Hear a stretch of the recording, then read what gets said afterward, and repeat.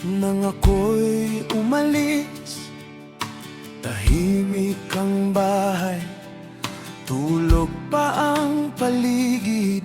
Hinalikan ko ang noo ng aking mga anak at nangakong babalik kahit pagod ang katawan.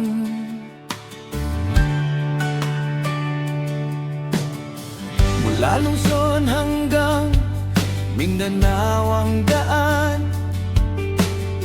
kasama ko'y ulan, init at kawalan.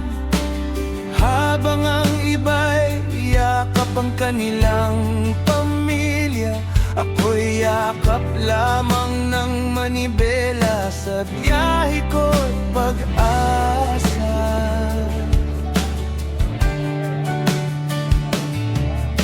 Hindi nila nakikita ang luha sa likod ng ngiti, ang takot sa bawat gabi, sa bawat delikadong sandali. Pero sapat nang malaman kong sila'y nangangarap, dahil doon ako kumakapit at muling lumalaban.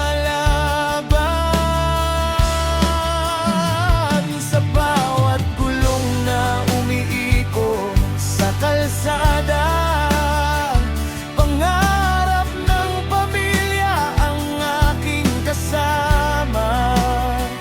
Bawat patak ng pawis, bawat puyat at pagod, ginagawang tulay para sa kanilang bukas. Kahit hindi ko makita ang kanilang paglaki, kahit larawan na lang ang kayakap sa gabi.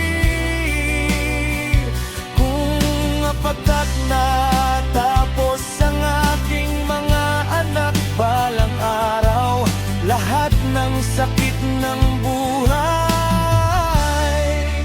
magiging tagumpay.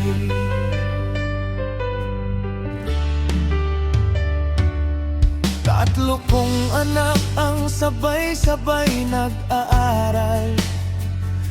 Mga pangarap nila ang dahilan ng aking laban.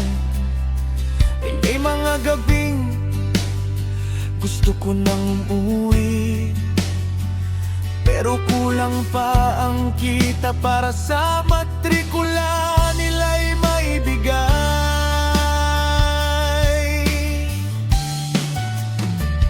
Birthday nila'y minsan sa telepono ko lang nasaksihan. Pasko't bagong taon sa terminal ko sinalubong minsan. Habang ang ibang may kasama ang pamilya, ako na may naglalakbay para mabuo ang kanilang kinabukasan.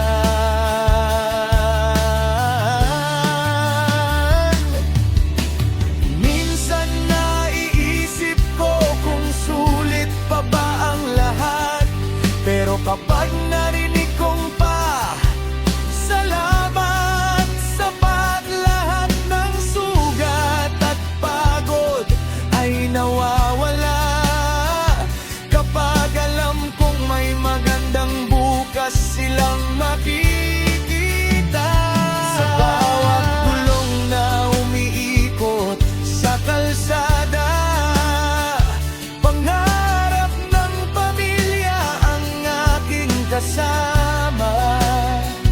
Bawat patak ng pawis, bawat puyat at pagod, ginagawang tulay para sa kanilang bukas. Kahit hindi ko makita ang kanilang paglaki, kahit larawan na lang ang kayakap sa gabi.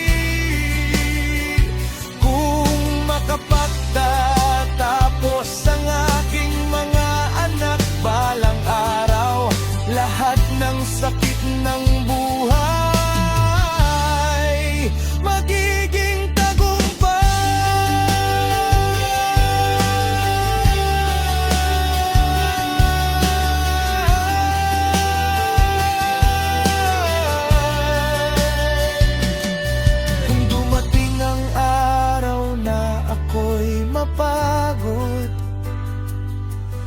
At hindi na kayaning tahakin ang daan.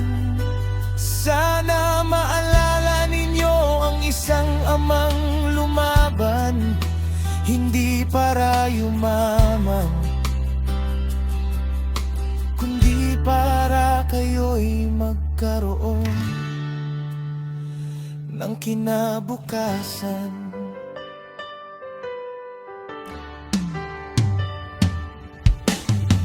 At kung suot nyo na ang toga sa pagtatapos,